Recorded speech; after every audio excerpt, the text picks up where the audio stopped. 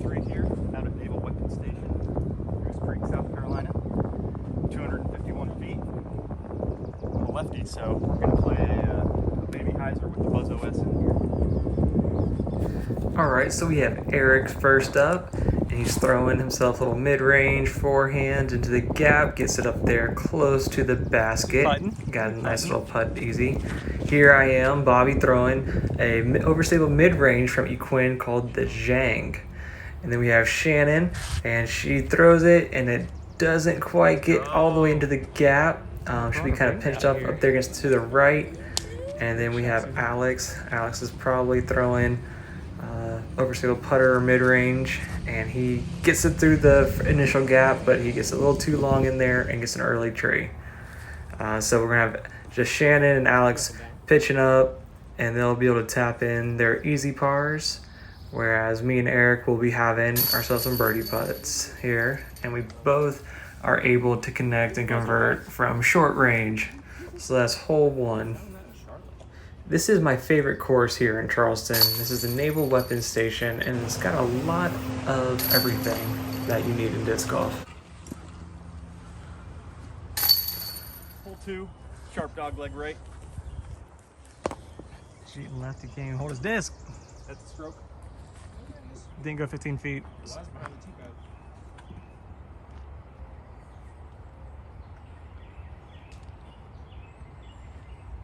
All right, we have here this tight gap, and then it's pretty narrow all the way through to the basket. Erik gets it up there a little bit long. I got a nice little shot here with my Equin disc hammer. And then Alex is gonna pump one. He's gonna get it up high and have that stall fade out route, and you can't see it, but it does really well. Shannon's gonna pitch it up here, and this hole, like you say, it can be a struggle. If you get off the fairway early, then you're looking in a rough spot. Erik with that big birdie putt there from range, and then Shannon right off the cage, and then I'm tapping in my birdie. Alex is gonna tap in his birdie, and Shannon unfortunately takes a 5 here on this par 3.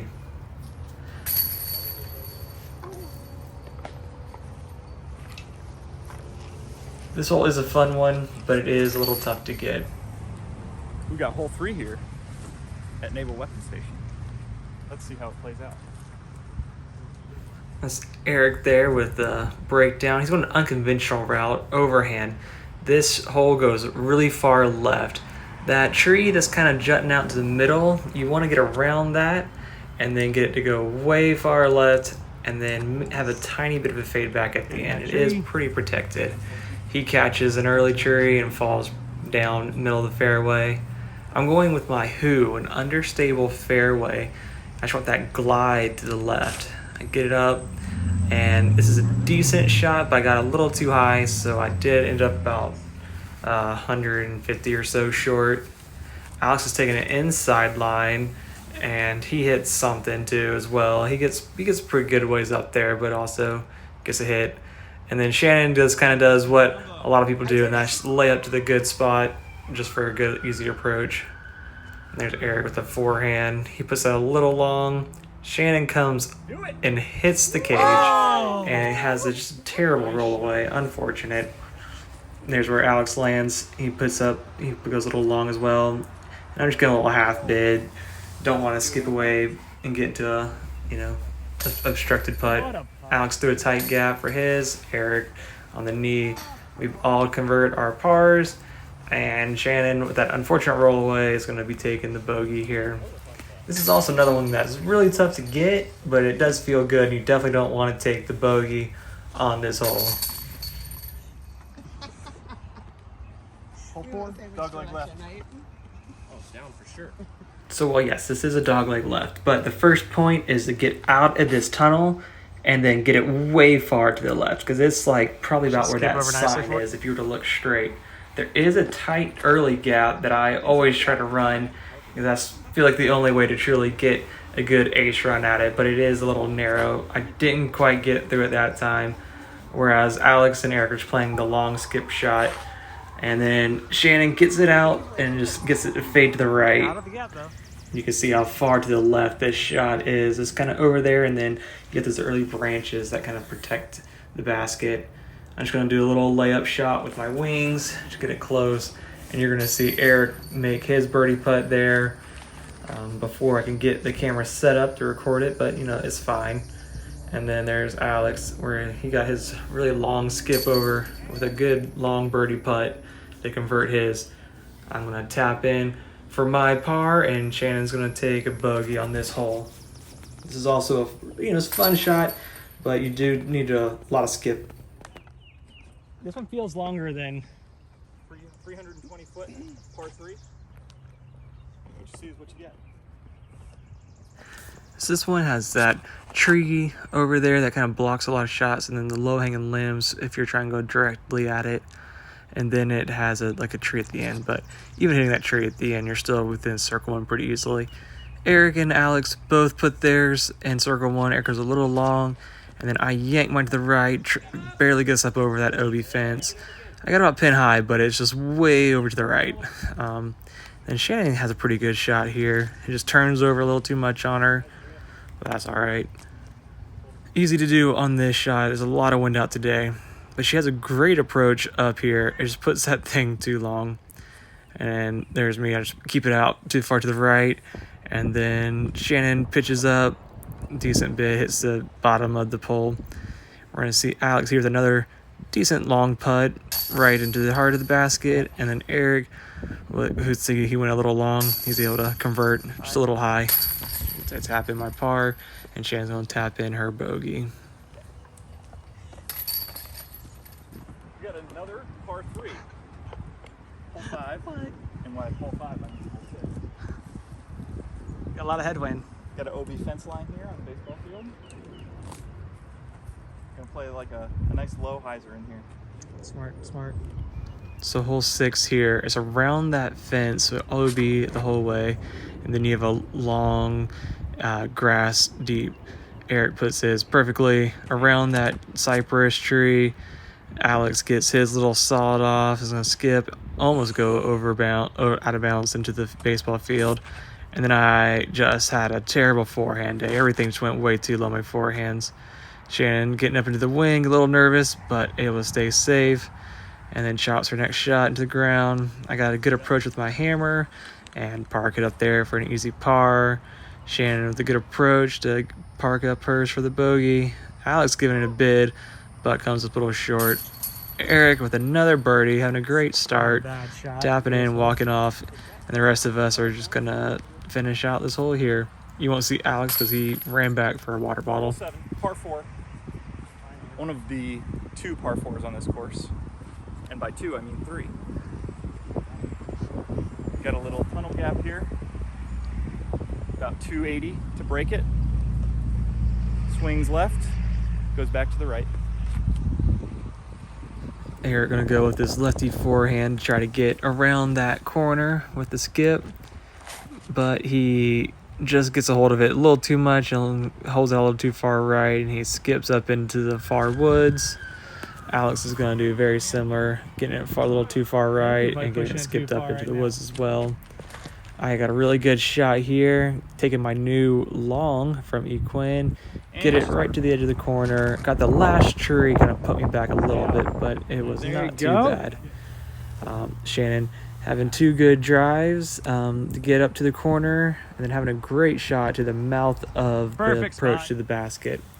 I'm taking my foo, and you can't see it, but I have a really great shot where I split the gap and get it up there into the basket. Erik trying to roll her because he was stuck in the woods, and Alex is trying to tomahawk through the woods. I wouldn't say either one of them truly worked, but Alex was able to get his up right by the basket, so he's going to have an easy par. And then Erik trying to thumb her roller, which doesn't quite work on that pine straw either. But Erik's going to be taking a bogey here. I'm going to be converting in there with my birdie as I put my ling straight into the chains, so that felt really good. And then everybody else is tapping in their bogeys.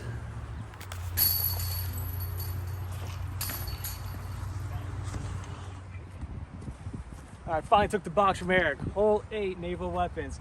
150 feet. got to make that double mando there, or else you got to go to a drop zone. Not too far. I'm throwing my jam. Just an easy straight shot here as I pull mine too far to the right and miss the mando. I, for some reason, missed Alex's shot, but he hits a tree a little bit past the mando and bounces backwards, so he also misses the mando, and Erik does pretty much the same thing. Shannon actually hits the mando tree and bounces into the gap, so she's the only person who doesn't miss the mando. The rest of us, we just had to prove that we could actually hit this gap. Erik puts it right over the basket, and I'm taking my GUI and I'm going to put it right down to the left of the basket. And let's see, Alex is going to step up next, and he's going to get it through the gap, but he does catch a tree on the right side, and it spits him out to the left. Not that those shots counted anyways, they were just more to prove that we could do it for you. And then Shannon is going to show another shot as well, and she's going to put it right through the gap and has a pretty easy shot there as well. So she kind of gets stuck. You see kind of the inside of it. There's a drop zone. I don't even know what that was. That was just a terrible layup. It was supposed to be a run, but it ended up just being a layup. Alex is going to step up, and with his little spin putt, you're going to see that he actually is able to save his par. Great shot, Alex. And then Erik's going to come up next to give it a bid to try to save his par. You can see it's in about, 45 or so feet.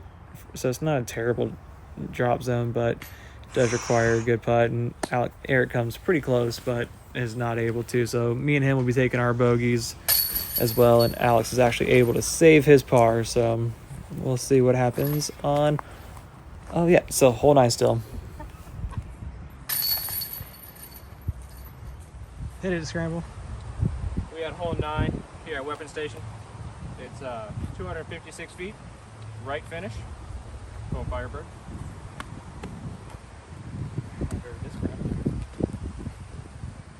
I made a mistake before. All right, so as you saw that little tunnel there, and then the basket's to the right. Try and get a better angle so you can see some. Alex is able to get his up a little too high, but he still has a decent shot at it.